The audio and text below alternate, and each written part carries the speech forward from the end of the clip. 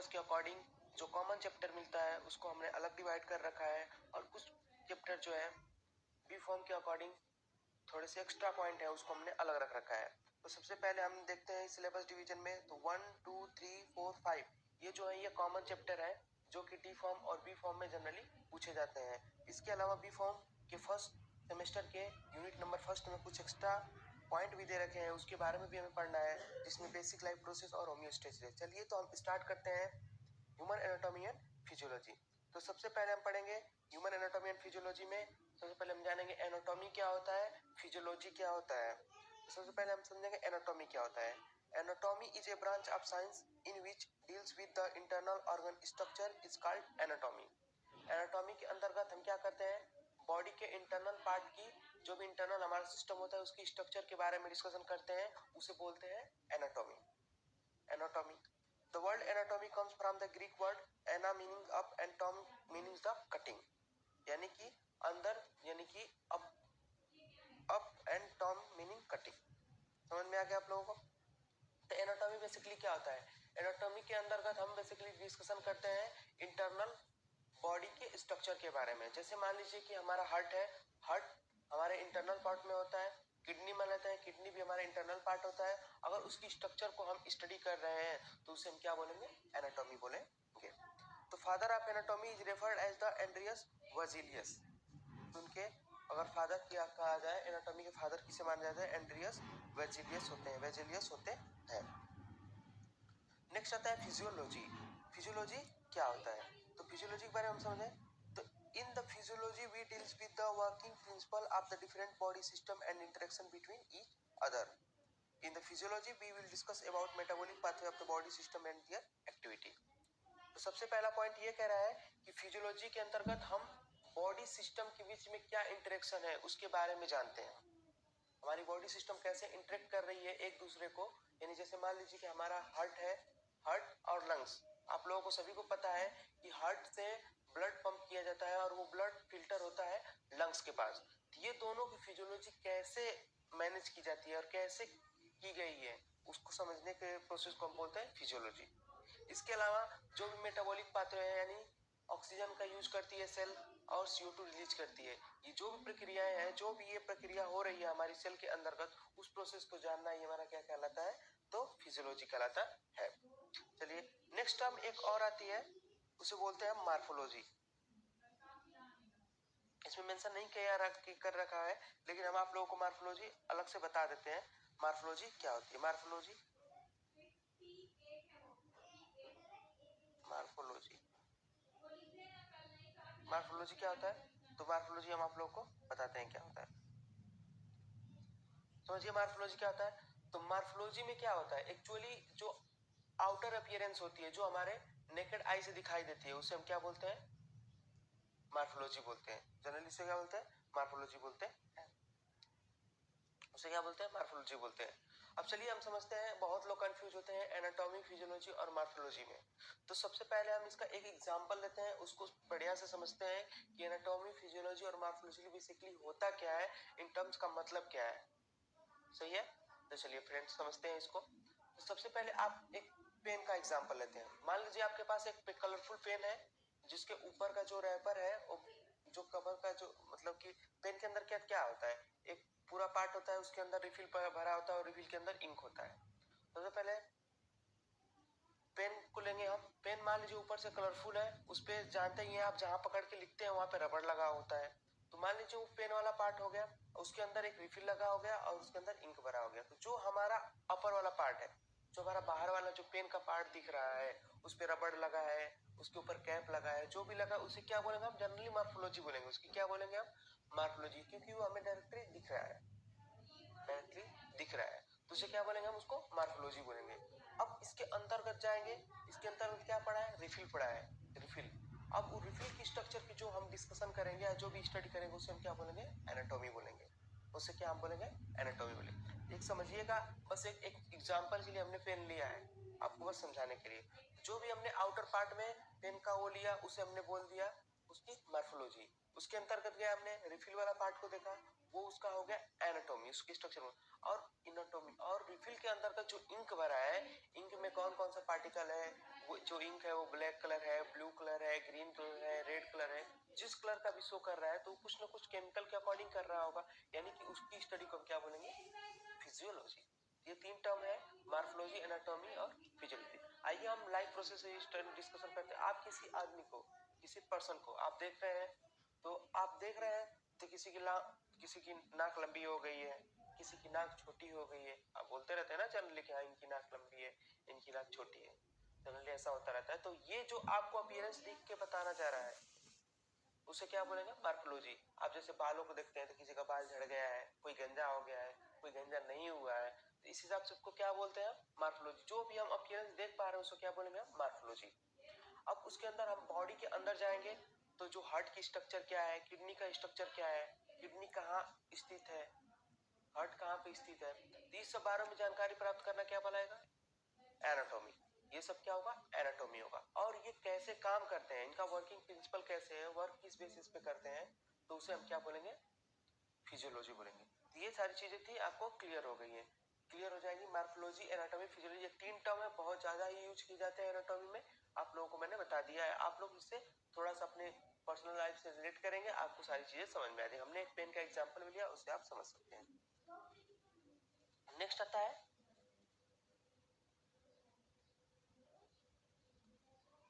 Branch of anatomy. Branch of anatomy क्या होती है, तो सबसे पहले हम समझेंगे ब्रांच ऑफ एनाटॉमी क्या होता है। डेवलपमेंट बायोलॉजी या embryology, branch of anatomy development biology या एम्ब्रियोलॉजी भी बोलते हैं। तो in this branch of anatomy we deals with the structural change and the structural development of the sexual gametes and embryo development। तो इसमें हम क्या बोलते हैं, गेमिट फॉर्मेशन हुआ हमारा, क्या गेमिट फॉर्मेशन हुआ, गेमिट फॉर्मेशन होकर क्या हुआ, फर्टिलाइजेशन हुआ, फर्टिलाइजेशन होने के बाद क्या बना वो गेमिट, गेमिट्स के बाद फर्टिलाइजेशन हुआ, जो फर्टिलाइज्ड एग था हमारा वो क्या होगा, फिर फॉलोपियन ट्यूब में जाएगा, वो फर्टिलाइज्ड एग जो भी होगा वो फॉलोपियन ट्यूब में जाएगा। जब आप रिप्रोडक्शन चैप्टर पढ़ेंगे तो इसके बारे में बहुत ज्यादा ही डीप आएगा। हमने आपको बस एनाटॉमी यानी एम्ब्रियोलॉजी समझाने के लिए इतना पॉइंट ले रखा है। जिससे गेमिट फॉर्मेशन हुआ, यानी कि एक मेल से और एक फीमेल से गेमिट प्राप्त हुआ। अब क्या हुआ, फीमेल गेमिट क्या होगा, फीमेल गेमिट फॉलोपियन ट्यूब में आएगा और मेल गेमिट भी जाएगा फॉलोपियन ट्यूब में, और दोनों क्या होंगे, फर्टिलाइज्ड होंगे। अब वो फर्टिलाइज्ड जो एग है वो इम्प्लांट करेगा किसमें, फीमेल के यूटेरस में। फीमेल के यूटेरस में वो इम्प्लांटेशन किया, उसके बाद वहां पे एम्ब्रियो बनेगा, एम्ब्रियो बनने के बाद फीटस का डेवलपमेंट हो गया। इस सारी प्रोसेस को जानने की प्रक्रिया को ही हम बोलते हैं एम्ब्रियोलॉजी। ये किसके अंदर आता है, ब्रांच ऑफ एनाटॉमी के अंदर आता है एम्ब्रियोलॉजी। इसे क्या बोलते हैं, एम्ब्रियोलॉजी बोलते हैं। याद रखिएगा, गेमिट फॉर्मेशन, गेमिट से fertilisation, fertilisation fallopian development of fertilisation, फिर implantation, embryo formation, foetal development. ठीक है, नेक्स्ट नेक्स्ट होता है सेल बायोलॉजी। सेल बायोलॉजी सभी लोग जानते हैं जनरली। सेल बायोलॉजी के अंतर्गत क्या करते हैं, हम सेल की स्ट्रक्चर के बारे में डिस्कशन करते हैं, सेल में कौन कौन सा चेंजेज आते हैं ड्यूरिंग द सेल साइकिल, ये सारी चीजें हम डालते हैं। उसको हम किसके अंतर्गत करते हैं, सेल बायोलॉजी के अंतर्गत। और सेल को सभी जानते हैं, cell is the basic fundamental structural and functional unit of living organism या लिविंग थिंग्स। कोई भी लिविंग थिंग्स है उसका स्ट्रक्चरल और फंक्शनल यूनिट क्या होता है, तो वो क्या होता है, सेल होता है। अब चलते हैं हिस्टोलॉजी क्या होती है। जब भी हम टिश्यू की स्टडी करते हैं उसे बोलते हैं हिस्टोलॉजी।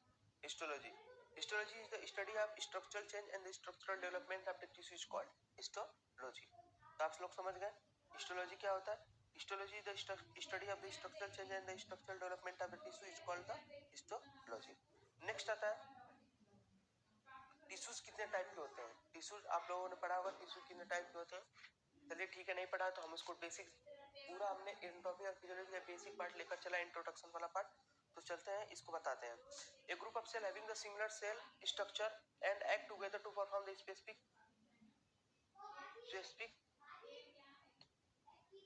वर्क होगा, इसका टिश्यू। यहाँ पे पर्सन लिख दिया गया है, स्पेसिफिक फंक्शन होगा, वो स्पेसिफिक फंक्शन होगा यहाँ पे। तो उसमें क्या है, टिश्यू कौन कौन से टाइप का, एक होता है एपिथेलियल टिश्यू, फिर एक आता है कनेक्टिव टिश्यू, मस्कुलर टिश्यू और नर्वस टिश्यू। चलिए हम इसके आउटलाइन थोड़े आपको बता दें। एपिथेलियल टिश्यू क्या होता है, ये हमारी प्रोटेक्टिव कवरिंग बनाता है। एपिथेलियल टिश्यू का मेनली काम क्या होता है, प्रोटेक्टिव कवरिंग बनाना। नेक्स्ट आता है कनेक्टिव टिश्यू। कनेक्टिव टिश्यू का काम होता है एक पार्ट से दूसरे पार्ट को जोड़ने का काम करना। इसका एग्जाम्पल क्या है, ब्लड और बोन, बहुत इंपॉर्टेंट एग्जाम्पल है ब्लड और बोन। ब्लड और बोन दोनों ही क्या है, एज ए कनेक्टिव टिश्यू होते हैं। एक आता है मस्कुलर टिश्यू। मस्कुलर टिश्यू का मतलब क्या होता है, मसल्स, जो भी हमारी बॉडी में मसल्स पाई जाती है, वो जो किस टाइप की सेल से मिलकर बनी होती है उसको पूरा बोलते हैं मस्कुलर टिश्यू। फिर एक आता है नर्वस टिश्यू, जो कि हमारे न्यूरॉन्स के द्वारा अटैच होते हैं, जो हमारा सिग्नलिंग का प्रोसेस होता है उसे बोलते हैं नर्वस टिश्यू बोलते हैं। चलिए नेक्स्ट आते हैं हम ग्रॉस एनाटॉमी के अंतर्गत क्या होता है। A gross anatomy we deals with the structure of the body that are visible to naked eye, so it is also called a macroscopic anatomy. Gross anatomy क्या होती है, ग्रॉस एनाटॉमी के अंतर्गत जो भी बॉडी स्ट्रक्चर हमें naked eye से दिखता है उसकी स्टडी को हम क्या बोलते हैं, ग्रॉस एनाटॉमी बोलते हैं। ग्रॉस एनाटॉमी क्या होता है, जो भी हमारा बॉडी पार्ट है वो हमारे नेकेड आई से दिख रहा है, उसकी अगर स्टडी करते हैं तो उसे बोलेंगे हम gross anatomy. Gross anatomy. Next आता है topographic anatomy. In this branch of the discussion about the layering structure of the body part, projection present on the skin and the interconnecting structure of the muscles, nerve and the arteries is also known as the surface anatomy भी बोलते हैं। Topographic anatomy या उसको हम बोलते हैं surface anatomy भी बोलते हैं। ठीक है, इसमें क्या जनरली क्या डिस्कशन किया जाता है, इसमें जनरली हम जैसे मान लीजिए स्किन की लेयर के बारे में डिस्कशन करते हैं। स्किन की लेयर कितनी होती है, तो सबसे पहले एपिडर्मिस होता है, फिर उसके बाद डर्मिस होता है और उसके बाद से आता है सबक्यूटेनियस लेयर या सबक्यूटेनियस टिश्यूज आते हैं। तो जो भी ये लेयरिंग की स्ट्रक्चर हमने स्टडी की उसको हम क्या बोलेंगे, टोपोग्राफिक एनाटॉमी में स्टडी करेंगे। ठीक है, कोई मान लीजिए हमारी बॉडी पे हेयर है, हेयर ग्रोथ हुआ है, बॉडी पे हेयर ग्रोथ है, उस पर भी क्या है हम इसको स्टडी करेंगे टोपोग्राफिक एनाटॉमी में। नर्व और आर्टरीज के बारे में भी डिस्कशन करेंगे टोपोग्राफिक एनाटॉमी, उसमें कौन कौन सा सेल प्रेजेंट है, कैसे कैसे अरेंजमेंट हुआ है, वो सारी चीजें हम टोपोग्राफिक एनाटॉमी में ही स्टडी करेंगे। नेक्स्ट आता है radiographic anatomy. Study of anatomical structure by using the radiographic technique is known as radiographic anatomy. In this procedure X-ray are used for the structural representation of the three-dimensional object in the two-dimensional image. Radiographic anatomy में क्या study किया जाता है, radiographic anatomy generally क्या करते हैं हम, radio active material हमारा क्या है, एक्सरे है, गामा रे है, उसका यूज करके हम किसी भी स्ट्रक्चर, किसी भी बॉडी पार्ट की स्ट्रक्चर की स्टडी करते हैं। जैसे सपोजेड एक्सरे होता है, जैसे मान लीजिए आपका पैर फ्रैक्चर हो जाता है, या आपका पैर नहीं जनरली बोल सकते, आपका पैर नहीं मतलब किसी का पैर फ्रैक्चर है, तो उसको हम स्टडी कैसे करते हैं, एक्सरे कराते हैं उसका, ये कहीं फ्रैक्चर है या नहीं है। उसमें क्या किया जाता है, सिंपली क्या किया जाता है, हमारी जो बॉडी पार्ट होती है उस पर एक्सरे किया जाता है। एक्सरे करने के बाद वो पूरा विजिबल हो जाता है, और उसी फिल्म को हम क्या करते हैं, किसी भी प्लेट पे एक्टिव कर देते हैं, किसी भी प्लेट पे एक्टिव कर देते हैं, और प्लेट जो निकल के आती है उसी को हम बोलते हैं कि हाँ उस पे देखते हैं कि ये फ्रैक्चर है या नहीं, तो उसकी स्टडी को हम बोलते हैं रेडियोग्राफिक एनाटॉमी बोलते हैं। उसको क्या बोलते हैं, रेडियो, जो भी एक्सरे वगैरह होता है, सिटी स्कैन वगैरह होता है, एक्सरे होता है, उसमें क्या किया जाता है, टू डायमेंशन को थ्री डायमेंशन, एक्सरे और सिटी स्कैन में टू डायमेंशन बनाया जाता है, और एक आता है एमआरआई में थ्री डायमेंशन में। तो ये रेडियोग्राफिक एनाटॉमी होता है। सिस्टमिक एनाटॉमी क्या होता है, सिस्टमिक एनाटॉमी के अंतर्गत हम डिफरेंट टाइप के जो बॉडी सिस्टम्स होते हैं उसके बारे में हम स्टडी करते हैं। चलिए डिफरेंट सिस्टम बात करते हैं। तो अगर आपको क्वेश्चन आ जाए, सपोज दैट आपको क्वेश्चन आ जाए कि हमारी बॉडी में टोटल कितने सिस्टम पाए जाते हैं, तो टोटल आप 11 इसका आंसर दीजिएगा। सबसे पहले हम बात करते हैं integumentary, exocrine system, endocrine system, nervous system, lymphatic या इम्यून सिस्टम बोलते हैं, मस्कुलर सिस्टम बोलते हैं। नेक्स्ट आता है skeletal system, respiratory system, circulatory system, digestive system, urinary system और रिप्रोडक्टिव सिस्टम। ये सारे जो है बॉडी सिस्टम होते हैं जो कि बहुत ज्यादा इंपॉर्टेंट है। आगे आपको इसको बहुत डीप में पढ़ना है, आगे इसी के बारे में डिस्कशन करना है, ये कैसे होता है, कैसे वर्क करता है, क्या क्या इसमें केमिकल इन्वॉल्व होते हैं। तो ये सारी चीजें हैं, इसमें हमने पढ़ लिया कि टोटल ये हमारे सिलेबस में पूछ रखा है कि बॉडी सिस्टम कितने होते हैं, तो 11 बॉडी सिस्टम होते हैं, और हमने आपको इसके नेम को मेंशन कर रखा है। आप इसको याद कर सकते हैं, याद कर लीजिए, बहुत ही बेटर है, क्योंकि बहुत बार क्वेश्चन आता है कि इससे रिलेटेड बहुत बार क्वेश्चन आते हैं कि कितने हमारे पास बॉडी सिस्टम होते हैं, तो इस चीज आपकी क्लियरिफाई हो जाएगी, और ये सारी चीजें हमने इसमें प्रोवाइड करा रखी है। अब इसकी रही बात नोट्स की, तो आप नोट्स के लिए अब हमारी वेबसाइट notescard.com पे जा सकते हैं। वहाँ पे नोट्स हमने कुछ टॉपिक के नोट्स को प्रोवाइड करा रखा है, वहाँ से आप नोट्स को डाउनलोड कर सकते हैं और अपनी स्टडी को आगे बढ़ा सकते हैं। तो अभी कुछ चीज चैप्टर के नोट्स भी प्रोवाइड नहीं किए गए, तो धीरे धीरे वो नोट्स को हम प्रोवाइड करा देंगे। पहले हमने सोचा आपको ये वीडियो लेक्चर आपको प्रोवाइड करा दिया जाए, जिससे आपके जो थोड़े कंसेप्ट हैं वो क्लियर हो जाए, कुछ टर्म्स हैं जो आपकी क्लियर हो जाए। आप तो नोट्स तो कहीं बुक से भी रेफर कर सकते हैं, तो या तब तक आप बुक से रेफर कर सकते हैं, लेकिन तब तक उसके बाद हम कुछ दिन बाद आपको नोट्स इसके भी प्रोवाइड करा देंगे अपनी वेबसाइट notescard.com पे। तो चलिए ठीक है, आगे हम बढ़ते हैं। Branch of physiology, branch of anatomy हमने जो पढ़ना था पढ़ लिया। अब ब्रांच ऑफ फिजियोलॉजी क्या होता है? Cell physiology. सेल फिजियोलॉजी के अंतर्गत सेल की प्रोसेसिंग के बारे में, सेल का मेटाबॉलिज्म कैसे होता है, ये सारी चीजें जानना हम क्या बोलते हैं? सेल फिजियोलॉजी के अंतर्गत आती है। इंडोक्राइनोलॉजी क्या होता है? इंडोक्राइनोलॉजी का मतलब होता है जो भी हमारा हार्मोनल सब्सटेंस है, यानी कि इसमें क्या होता है? Study of hormonal substance, study of hormonal substance and their function, how to control our body is known as endocrinology. Endocrinology में मतलब क्या होता है कि जो भी हमारे बॉडी में हार्मोन बन रहे हैं वो किस प्रकार हमारी बॉडी फंक्शनिंग को एक्टिवेट कर रहे हैं या डीएक्टिवेट कर रहे हैं, उसे सारी प्रक्रिया को समझना ही क्या बोलते हैं? एंडोक्राइनोलॉजी कहते हैं। नेक्स्ट आता है न्यूरोफिजियोलॉजी।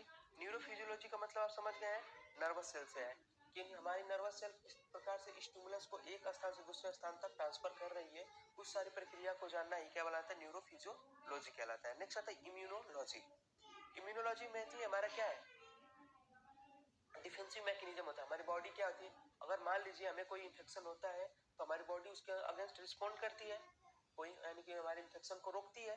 अगर इस प्रक्रिया को कैसे रोका जा रहा है और किस प्रकार हैंडल किया जा रहा है, इस प्रक्रिया को जानना ही क्या बोलते हैं? इम्यूनोलॉजी कहलाता है।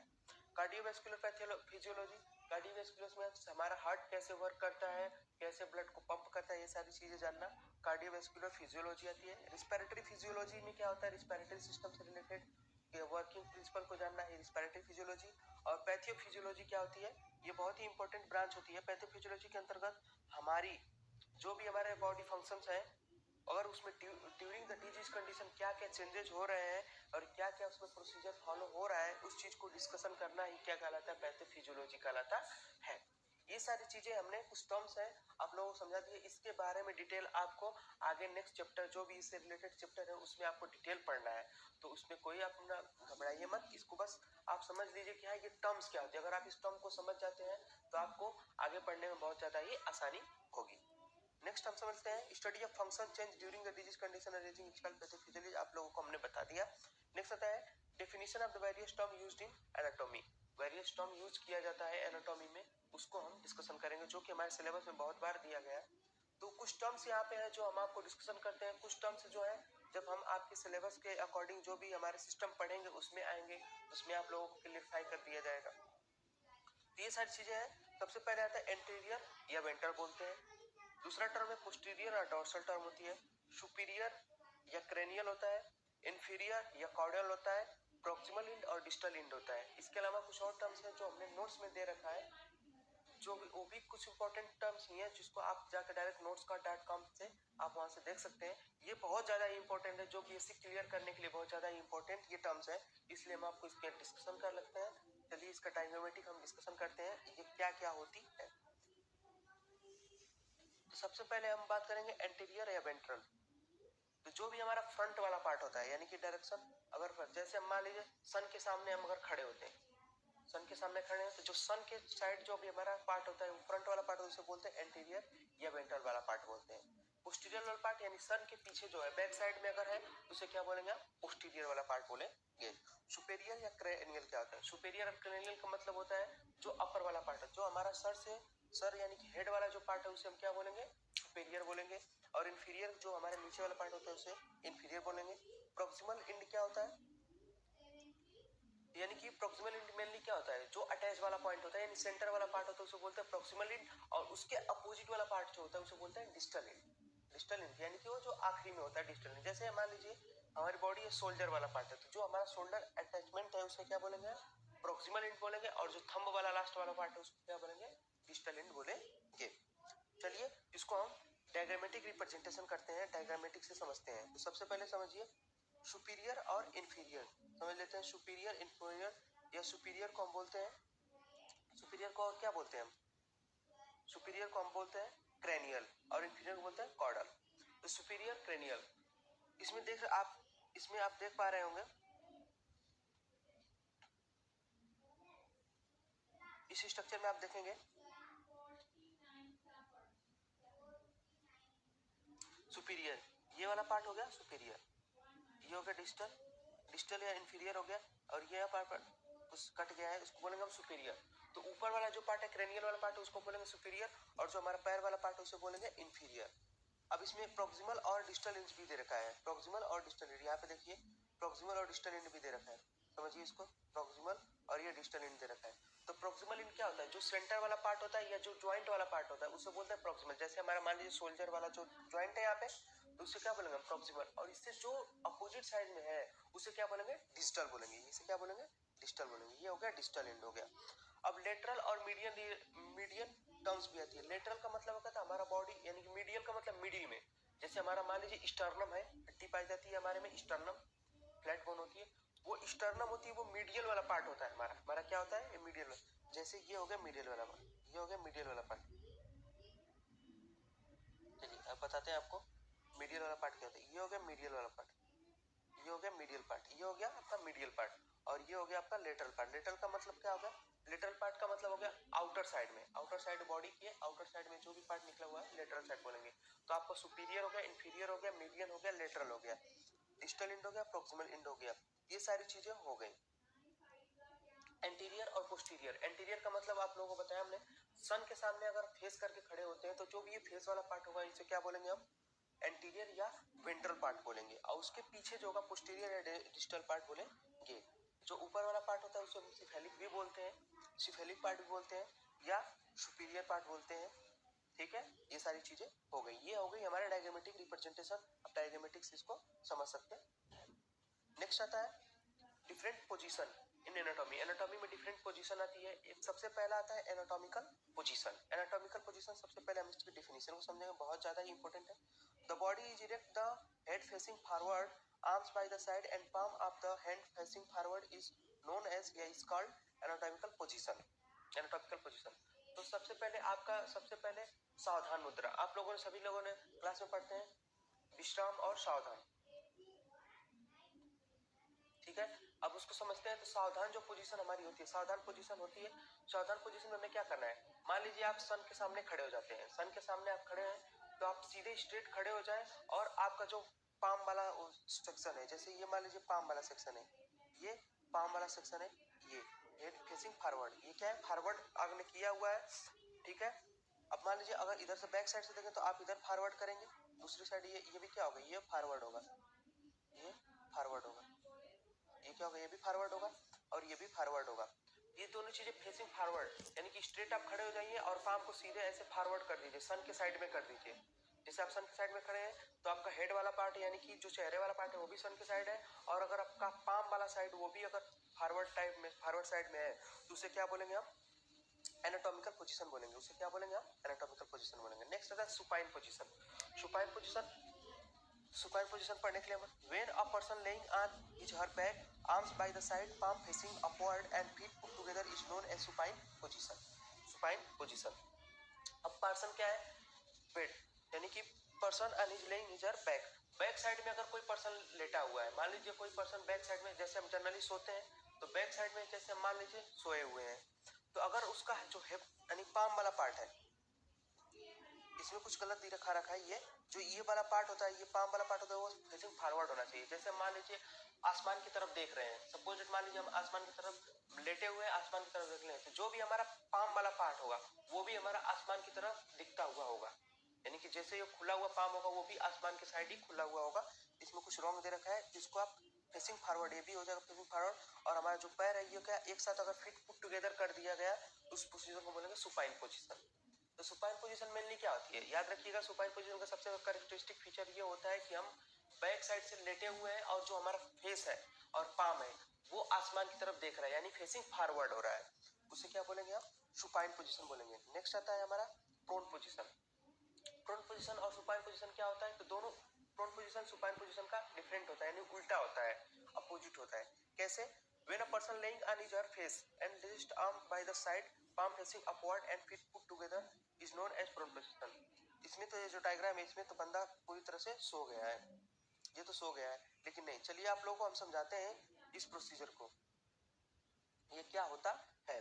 तो सबसे पहले पर्सन अगर लेइंग, ये क्या हुआ, पर्सन लेइंग है यानी कि सोया हुआ है पर्सन, किसे, अब उसका देखिए जो फेस वाला पार्ट होता है वो किधर है, ग्राउंड की तरफ है, किस है, ग्राउंड की तरफ है। तो वो ग्राउंड की तरफ पहले में हमने देखा सुपाइन पोजीशन में, तो जो हमारा फेस वाला पार्ट था वो आसमान की तरफ था। अब ये जो हमारा पार्ट है फेसिंग वाला पार्ट, वो ग्राउंड की तरफ है, चेस्ट भी ग्राउंड की साइड है। लेकिन जो हमारा हार्ट वाला पार्ट होता है, यानी कि जो ये फॉरवर्ड है, ये इसमें तो उसने तो सर रखा के सो गया है, ये बंदा सो गया है, इसको सोने दीजिए। आप बस समझिए बात को। समझना क्या है, आपका जो फेसिंग फॉरवर्ड वाला यानी कि जो आपका फेस है वो इधर है, ग्राउंड साइड है, और इसका जो ये पाम वाला पोर्शन होगा, ये पाम वाला जो पोर्शन होगा ये किधर होगा, फॉरवर्ड होगा। जैसे आप सुपाइन पोजीशन में आपका पाम आसमान की तरफ था, वैसे ही इसमें भी सुपाइन वाला पोजीशन, इसमें भी इसमें पाम वाला पार्ट होगा, वो भी फॉरवर्ड ही होगा। अपवर्ड का मतलब ऊपर की तरफ, आसमान की तरफ इसमें भी होगा, और फिर पुट टुगेदर ये हो जाएगा। इस पोजीशन को बोलेंगे प्रोन पोजीशन। तो सुपाइन पोजीशन और प्रोन पोजीशन डिफरेंस कुछ नहीं होता है। सुपाइन पोजीशन में जो होता है हमारा अपवर्ड फेस जो होता है वो अपवर्ड होता है, और प्रोन पोजीशन में हमारा जो ग्राउंड की तरफ हमारा फेस होता है उसे बोलेंगे हम प्रोन पोजीशन बोलते हैं। उसे क्या बोलते हैं, प्रोन पोजीशन बोलते हैं। नेक्स्ट आता है lithotomy position. Lithotomy position, when a person laying on his back and leg are temporarily fit supported by strip is known as lithotomy. This position mostly used in delivering of baby. तो ये लिथोटॉमी position है, आप लोगों को generally पता होगी, लेकिन आप लोग फिर भी हम समझा देते हैं अगर पता नहीं है तो। लिथोटॉमी पोजीशन क्या होता है, मेनली ये सुपाइन पोजीशन में क्या किया जाता है, मॉडिफिकेशन किया जाता है। सुपाइन पोजीशन को क्या किया जाता है, उसमें पैर को एक स्ट्रिप के द्वारा बांध दिया जाता है। ये कई जगह पे होता है, एक्सीडेंटल केस में भी यूज किया जाता है लिथोटॉमी पोजीशन का यूज, और डिलीवरी जब होती है, बेबी की डिलीवरी होती है तो भी इसका यूज किया जाता है। इसमें क्या किया जाता है, जनरली आपके पैर को ऊपर स्ट्रिप के द्वारा बांध के उसको अटैच कर दिया जाता है। अगर आपको कोई फ्रैक्चर वगैरह होगा तो उसको फ्रैक्चर क्या होता है, इजीली विजिबल होता है। और जब बेबी की डिलीवरी करानी होती है तो लिथोटॉमी पोजीशन का यूज कराते हैं, क्योंकि पैर ऊपर करा दिया जाता है, जिससे इजीली जो बच्चा होता है, जो फीटस होता है, वो क्या होता है, बाहर आ जाता है। ठीक है, तो लिथोटॉमी पोजीशन आप लोगों को समझ में आ गया। ये मॉडिफिकेशन होता है किसका, सुपाइन पोजीशन का। यानी modification supine position is called the लिथोटॉमी position. ये सारी चीजें हो गई पोजीशन के बारे में। अब डिफरेंट प्लेन होता है हमारी एनाटॉमी स्ट्रक्चर, अगर हम बात करें तो डिफरेंट प्लेन पास किए जाते हैं। तो कैसे हम अपनी बॉडी को डिवाइड कर सकते हैं दो पार्ट में, उसे पास किया जाता है एक प्लेन के थ्रू। तो सबसे पहला प्लेन आता है mid sagittal plane. Mid sagittal plane क्या होता है, this plane divided our body in left and right part. हमारी बॉडी को क्या करता है, लेफ्ट और राइट पार्ट में डिवाइड कर देता है। जैसे ये मान लीजिए हमने ये देखते हैं मिड सजाइटल, ये लाइन मिड सजाइटल लाइन है। अब ये राइट और लेफ्ट पार्ट में, ये राइट और लेफ्ट पार्ट में डिवाइड कर देती है हमारी बॉडी को। ये राइट वाला पार्ट हो गया, ये लेफ्ट वाला पार्ट हो गया, ये मिड सजाइटल लाइन हो गई। ठीक है, लेफ्ट और राइट वाला पार्ट में डिवाइड कर देती है। नेक्स्ट आता है कोरोनल प्लेन। कोरोनल प्लेन क्या होता है, कोरोनल प्लेन हमारे क्या होता है, बॉडी को फ्रंट और बैक में डिवाइड करती है। फ्रंट और बैक में डिवाइड करती है। जैसे हमने मान लीजिए कोई ट्रांसवर्स प्लेन ले लिया, ये ट्रांसवर्स प्लेन हो गया, ये ट्रांसवर्स प्लेन यहाँ से हम जब पास करेंगे, ये ट्रांसवर्स प्लेन जो ये पूरा ट्रांसवर्स प्लेन है, इसको जब पास करेंगे तो ये क्या होगा, एक फ्रंट पार्ट में डिवाइड करते हैं, एक पोस्टीरियर पार्ट। यानी कि हमारा एंटीरियर पार्ट और पोस्टीरियर पार्ट डिवीजन किसके थ्रू होता है, तो ये याद रखिएगा, ये होता है कोरोनल प्लेन के थ्रू होता है। कोरोनल प्लेन यानी सर से, यानी कि एंटीरियर और इससे इंफीरियर तक, सुपीरियर से इंफीरियर तक जो भी ये प्लेन डिवाइड करेगा हमारी बॉडी को फ्रंट और बैक में, उसे बोलेंगे हम कोरोनल प्लेन। नेक्स्ट आता है ट्रांसवर्स प्लेन। ट्रांसवर्स प्लेन क्या होता है, ट्रांसवर्स प्लेन होता है हमारे दो बॉडी में डिवाइड करना, उसको दो बॉडी में डिवाइड करना। It is a horizontal imaginary plane which divided our body superior and inferior part. तो सुपीरियर अलग पार्ट हो गया, इंफीरियर उसे क्या बोलेंगे, ट्रांसवर्स प्लेन हो गया। आप लोगों को जनरली ये समझ में आ गया होगा, ये ट्रांसवर्स प्लेन होता है। ये ट्रांसवर्स प्लेन होता है, ये क्या करता है, हमारी बॉडी को सुपीरियर और इंफीरियर पार्ट में डिवाइड कर देता है। ये सारी चीजें हो गई आपको प्लेन डिवीजन में। आप लोगों ने जरूर, आप लोगों ने बहुत सारे लोगों ने नींबू काटा होगा। आप बता सकते हैं कि नींबू किस प्लेन से काटा जाता है, नींबू किस प्लेन से काटा जाता है, ट्रांसवर्स काटा जाता है या ट्रांसवर्स काटा जाता है या हॉरिजॉन्टल प्लेन से काटा जाता है। ठीक है, दूसरे ट्रांसवर्स हम काटते हैं, ट्रांसवर्स काटते हैं, ठीक है, हॉरिजॉन्टल नहीं काटते, ट्रांसवर्स पे काटते हैं जिससे। ठीक है, इसी प्रकार से हमारा जो प्लेन हो गया, हमारी बॉडी को कैसे डिवाइड किया, इसी प्रकार ऑर्गन में भी होता है, ऑर्गन को कैसे कट किया जाए तो पूरा हमारी स्टडी की जा सकती है। तो कई बार ट्रांसवर्स सेक्शन काटा जाता है, लॉन्गिट्यूडिनल सेक्शन काटा जाता है। लॉन्गिट्यूडिनल सेक्शन का मतलब होता है लंबवत, किसी भी पार्टिकल को लंबवत काटने से लॉन्गिट्यूडिनल, यानी हिंदी में समझिए लॉन्गिट्यूडिनल हो गया। और ट्रांसवर्स का मतलब, तो अभी तक फ्रेंड हमने अभी तक देखा, तो हमने जो भी एक कॉमन चैप्टर था डी फॉर्म और वी फॉर्म का कॉमन चैप्टर था, उसको हमने अभी डिस्कशन किया। वी फॉर्म में कुछ एक्स्ट्रा चैप्टर, एक्स्ट्रा टॉपिक के बारे में दे रखा है, उसके बारे में हम डिस्कशन करेंगे। Basic life processes, basic life का प्रोसेस क्या होता है उसके बारे में डिस्कशन करेंगे। ये भी बहुत ही ज्यादा इंपॉर्टेंट है, इसको हम जनरली देख लेते हैं और उसके बारे में डिटेल जब आएगा, जब हम अपना ऑर्गन सिस्टम पढ़ेंगे तो उसमें बहुत ज़्यादा इसका डीपली दिया गया है, इसका डीपली स्ट्रक्चर स्टडी किया गया है। तो सबसे पहले बात करते हैं basic life process. What is life process, क्या होती है? तो life process is a very important to maintain the living state, unicellular और multicellular in living state, active state. It is clear difference between the alive and non alive organism. तो सबसे पहले life process क्या होता है? Life process एक ऐसी process है जो किसी बॉडी को लिविंग स्टेट में मेंटेन करने के लिए बहुत ज़्यादा ही जरूरत होती है। मान लीजिए कोई ऑर्गेनिज्म हो, चाहे वो एक सेल हो, सिंगल सेल यानी यूनिसेलुलर हो, मल्टी सेलुलर यानी कि बहुत सारे सेल से मिलकर बना हो, तो उसकी जो भी लाइफ प्रोसेस है, यानी कि वो एक्टिव है या नहीं एक्टिव है, उसकी एक्टिविटी को शो करने के लिए जो भी हम उसे बोलते हैं लाइफ प्रोसेस बोलते हैं। लाइफ प्रोसेस ही ऐसा, पहला पॉइंट समझेंगे, it is clear difference between the alive and the not alive organism. यानी कोई ऑर्गेनिज्म अलाइव है या नॉट अलाइव है, उसके बारे में डिफाइन कौन करता है? Life process. अगर उसमें लाइफ प्रोसेस चल रही है तो वो अलाइव है, नहीं अलाइव नहीं चल रही है तो वो अलाइव नहीं है। Some are the easily observable like the posture change, movement and limb. तो सम इजीली ऑब्जर्वेबल, कुछ हमारे जो बेसिक लाइफ प्रोसेस होते हैं वो क्या होते हैं? इजीली ऑब्जर्वेबल होते हैं। जैसे लाइक कि पोस्चर चेंज, यानी जब भी हम कोई अपनी बॉडी के पोस्चर को चेंज करते हैं, जैसे हाथ को चेंज करते हैं, अपनी मूवमेंट को हम चेंज करते हैं, मूवमेंट ऑफ लिम्ब, यहाँ पे लिम्ब होगा LIMB होगा, आप मेंशन कर लीजिएगा, लैम्ब हो गया है LIMB होगा। मूवमेंट ऑफ लिम्ब का मतलब होता है जब भी हम अपने हाथों को घुमाते हैं, पैरों को घुमाते हैं, ये सारी चीजें होती है जो हमें क्या होती है? ऑब्जर्वेबल होती है, इजिली ऑब्जर्वेबल होती है, इजिली दिखाई देती है। ये सारी चीजें, ये लाइफ प्रोसेस है जो कि इजिली दिखाई देती है। और सब कुछ नहीं दिखाई देती है, जैसे metabolism of the cell. Cell के अंतर्गत मेटाबॉलिज्म होता है, यानी कि O2 का यूटिलाइजेशन होता है और फूड बनाया जाता है सेल के द्वारा और CO2 रिलीज किया जाता है। ये सारी जो प्रक्रिया होती है वो दिखाई नहीं देती है, ये कुछ ऑब्जर्वेबल हो तो कुछ नॉन। सब life process include, life process में कुछ हमारे पॉइंट्स हैं, उसको हेडिंग है, उसको हमें बहुत ज्यादा इंपॉर्टेंट पढ़ना होता है। सबसे पहले आता है न्यूट्रिशन। ये क्या होता है? Nutrition. Nutrition basic requirement of this the life process, उस क्या बोलते हैं? उसे न्यूट्रिशन बोलते हैं। न्यूट्रिशन क्या होता है? बेसिक लाइफ प्रोसेस चलाने के लिए हमें जिसकी जरूरत होती है उसे क्या बोलते हैं? न्यूट्रिशन। न्यूट्रिशन अगर हमारे पास नहीं होगा तो हमारी सारी की सारी लाइफ प्रोसेस क्या हो जाएंगे? ठप पड़ जाएंगे, नहीं चल पाएंगी। तो उसमें क्या है बेसिक? अब outside source energy use form new energy. तो इसमें क्या किया जाता है? बेसिकली आउटसाइड सोर्स एनर्जी, यानी आउटर साइड सोर्स एनर्जी का मतलब फूड लिया हमने, कोई भी आउटर साइड से सोर्स ऑफ एनर्जी को हमने फूड जैसे लिया, उसके बाद हम अपनी बॉडी में नई एनर्जी बनाते हैं, उसे क्या बोलते हैं? हम न्यूट्रिशन बोलते हैं। उस प्रोसीजर को क्या बोलते हैं? न्यूट्रिशन बोलते हैं। न्यूट्रिशन दो टाइप के होते हैं, एक होता है ऑटोट्रोपिक न्यूट्रिशन और एक होता है हेटेरोट्रोपिक। तो ऑटोट्रोपिक समझते हैं formation of carbohydrate bye using the light, CO2 और वाटर।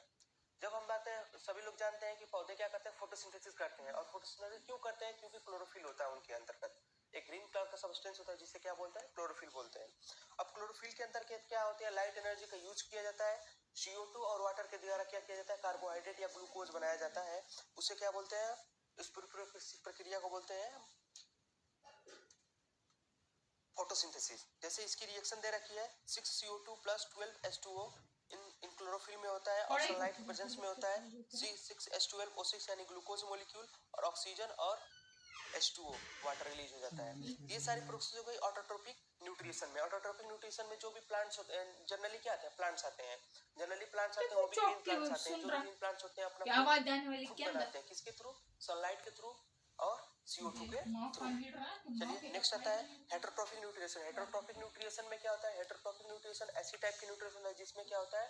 एक ऑर्गेनिज्म दूसरे ऑर्गेनिज्म पे यानी ऑटोट्रोपिक ऑर्गेनिज्म पे डिपेंड करता है। जैसे मान लीजिए ह्यूमन ही है, हम ह्यूमन में हम अपना फूड खुद नहीं बनाते हैं, पौधों के द्वारा पहले प्राप्त होता है, पौधों से प्राप्त होता है, उसके बाद हम उसको खाते हैं। चाहे उसको पका के खाएं चाहे कच्चा खाएं, वो बात की बात होती है। लेकिन हम प्राप्त कहाँ से किए? प्लांट्स के द्वारा किए। तो प्लांट क्या हो गया? ऑटोट्रोफिक हो गया, क्योंकि वो अपना सेल्फ फूड बनाया। और हम क्या किए? प्लांट पे डिपेंड है, इसलिए ये हेटेरोट्रोपिक ऑफ द न्यूट्रिशन हो जाए, हेटेरोट्रोपिक न्यूट्रिशन हो जाएगा।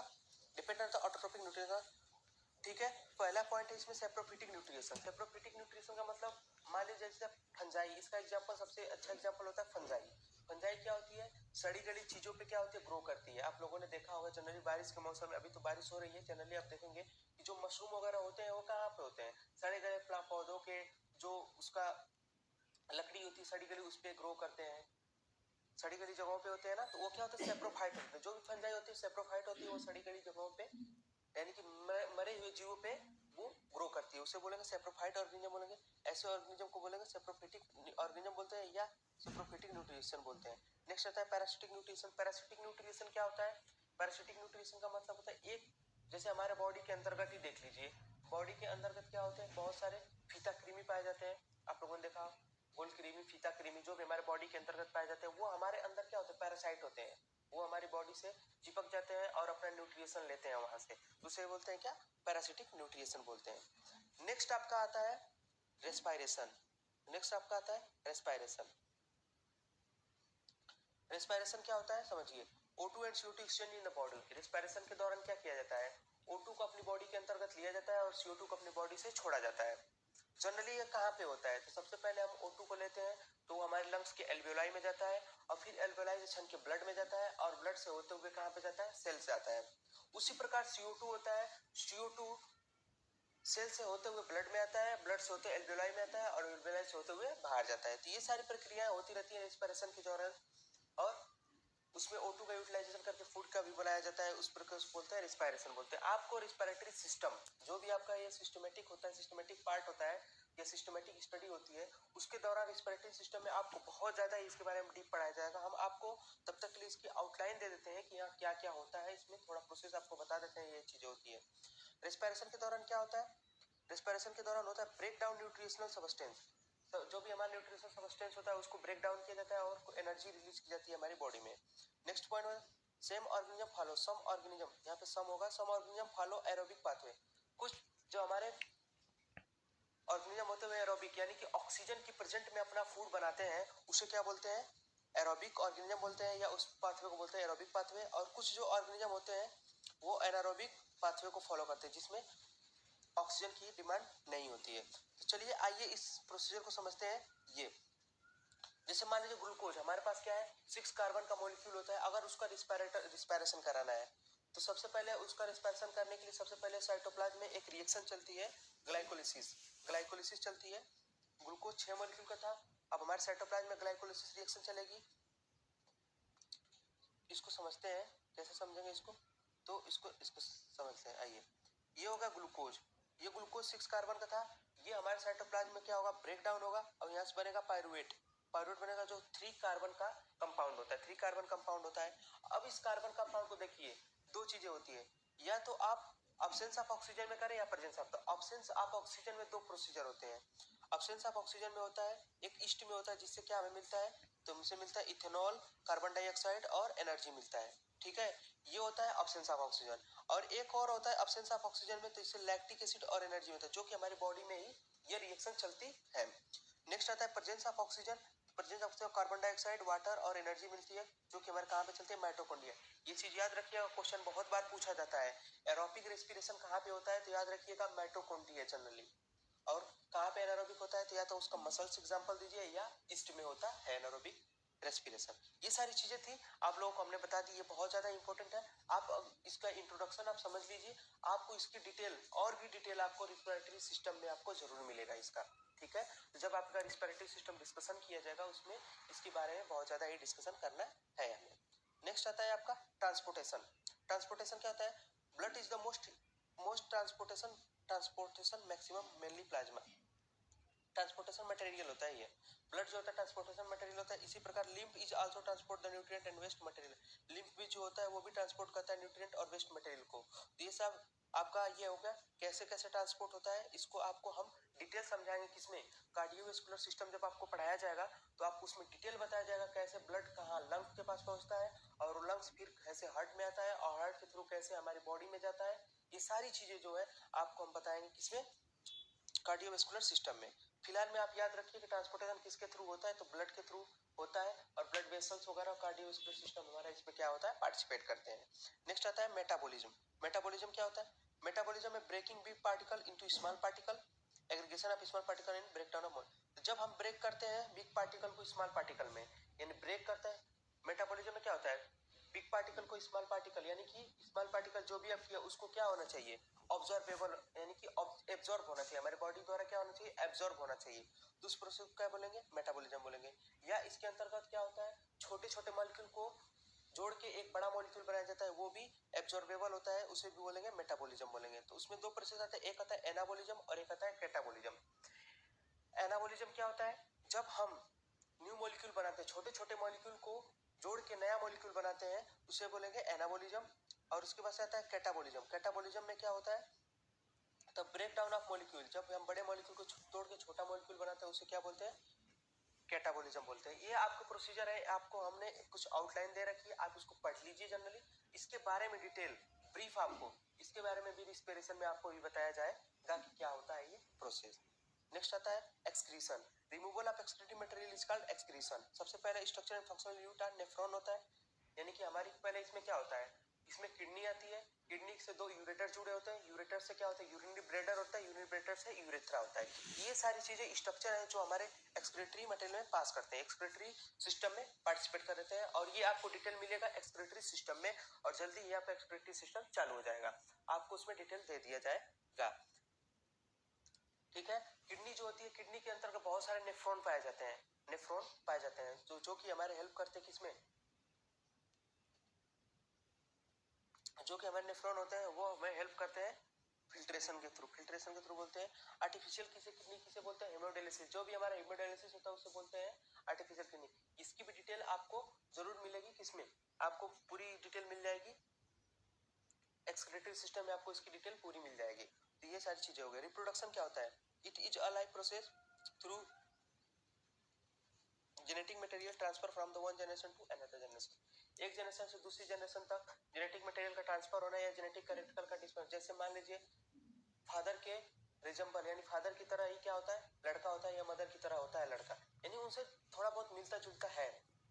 स्ट्रक्चर थोड़ी अलग हो जाती है लेकिन मिलता जुलता उन्हीं से है। ये सारी चीजें किसके थ्रू होती है? रिप्रोडक्शन के थ्रू। तो रिप्रोडक्शन में आपको बहुत ज्यादा डिटेल पर आ जाती है रिप्रोडक्शन कैसे होता है, मेल और फीमेल के रिप्रोडक्टिव ऑर्गन के बारे में बताया जाएगा, और जो चाइल्ड होता है उसका डेवलपमेंट कैसे होता है। ये सारी चीजें रिप्रोडक्शन में आपको डिस्कस की। ये सारी चीजें हमने जो कंक्लूजन किया है, टोटल 6 पॉइंट हमने डिस्कशन किया है, ये सारी लाइफ प्रोसेस का पार्ट होते हैं। नेक्स्ट आते हैं होम्योस्टेसिस। क्या होता है होम्योस्टेसिस? क्या होते हैं होम्योस्टेसिस? एक एक्स्ट्रा पॉइंट है किसका? बी फॉर्म सिलेबस में होम्योस्टेसिस के बारे में डिस्कशन करना है, इसके बारे में डिस्कशन करते हैं। इक्विलिब्रियम क्या होता है? सबसे पहले हम समझेंगे टर्म क्या होती है equilibrium. In this condition not net transfer of the substance energy और कंपार्टमेंट टू अनदर। जैसे कि हम क्या करते हैं, एक कंपार्टमेंट, मान लीजिए हमने एक कंपार्टमेंट ले लिया, जैसे कि हमने एक कंपार्टमेंट ले लिया, ये मान लीजिए कंपार्टमेंट, ये मान लीजिए हमारे पास कंपार्टमेंट है, एक इधर वाला पार्ट हो गया, एक इधर वाला पार्ट हो गया, दो पार्ट हो गया। अब इनके बीच में कोई भी एनर्जी का ट्रांसफर ना हो, कोई भी एनर्जी का ट्रांसफर ना हो, उसे हम क्या बोलेंगे? इक्विलिब्रियम बोलेंगे। इसमें जो भी फोर्स लगना होगा वो क्या होगा? कांस्टेंट होगा, उसे बोलेंगे इक्विलिब्रियम। और इक्विलिब्रियम में कोई भी एनर्जी की आवश्यकता नहीं होती है, एनर्जी की कोई भी आवश्यकता नहीं होती है। होम्योस्टेसिस आगे भी आपको एक जगह मिलेगा पढ़ने के लिए, उसमें आपको बहुत ज्यादा डिटेल मिलेगा। फिलहाल में आप इसको थोड़ा बहुत जान लीजिए कि क्या होता है इक्विलिब्रियम स्टेट। आप समझ गए कि मान लीजिए दो कंपार्टमेंट में, उसको हम एक, मान लीजिए सेल परमेबल मेम्ब्रेन के द्वारा हमने उसको डिफरेंट अलग अलग कर रखा है, तो उसमें से ना तो कोई एनर्जी का ट्रांसफर हो, ना तो कोई फोर्स लगे, उसे क्या बोलते हैं? इक्विलिब्रियम बोलेंगे। इसमें कोई एनर्जी की जरूरत नहीं होती है। नेक्स्ट आता है स्टडी स्टेट। क्या होता है स्टडी स्टेट? का मतलब कोई भी हमारा कंपार्टमेंट है, मान लीजिए कि हमने वाटर में चीनी घोल रखा है, चीनी घोल रखा है। अब जो भी हमने सॉल्यूशन बना लिया है, वो सॉल्यूशन क्या होना है? कांस्टेंट रहे, उसमें कोई भी चेंजेस ना आए। मान लीजिए कंपार्टमेंट में हमने भर के रख रखा है, अगर उसमें कोई चेंजेस नहीं आता है तो उसे क्या बोलेंगे? स्टडी स्टेट बोलते हैं। एनर्जी एक्सपेंडिचर में be needed to the maintain steady state. अब उसमें एनर्जी की आवश्यकता होती है। अब जैसे हमने पानी में चीनी मिलाया, अब अपने आप तो घुल नहीं जाएगी, उसको या तो हम थोड़ा सा स्टीयर कर देंगे या थोड़ा सा घुमा देंगे उसमें, तो उससे क्या होगा? चीनी पूरी तरह से घुल जाएगी, यानी कि एनर्जी की आवश्यकता होती है स्टडी स्टेट में। नेक्स्ट आता है होम्योस्टेसिस। हमारा मेन डिस्कशन टॉपिक है होम्योस्टेसिस। होम्योस्टेसिस क्या होता है इसके बारे में हम जान लेते हैं। होम्योस्टेसिस हमारी बॉडी में क्या होता है? दो टाइप के फ्लूइड पाए जाते हैं, आप लोगों को इसके बारे में बताएंगे। आईसीएफ और ईसीएफ, इंट्रासेल्यूलर फ्लूइड, यानी कि सेल के अंदर का जो फ्लूइड होता है उसे बोलते हैं इंट्रासेल्यूलर फ्लूइड, और एक होता है extra cellular fluid. Extra cellular fluid क्या होता है? सेल के बाहर जो भी फ्लूइड पाया जाता है उसे बोलते हैं एक्स्ट्रा सेल्यूलर फ्लूइड। ठीक है। तो जब एक्स्ट्रा सेल्यूलर फ्लूइड यानी ECF maintenance as a steady state which condition outside the body change like the temperature और सैलिनिटी, उसे बोलते हैं होम्योस्टेसिस।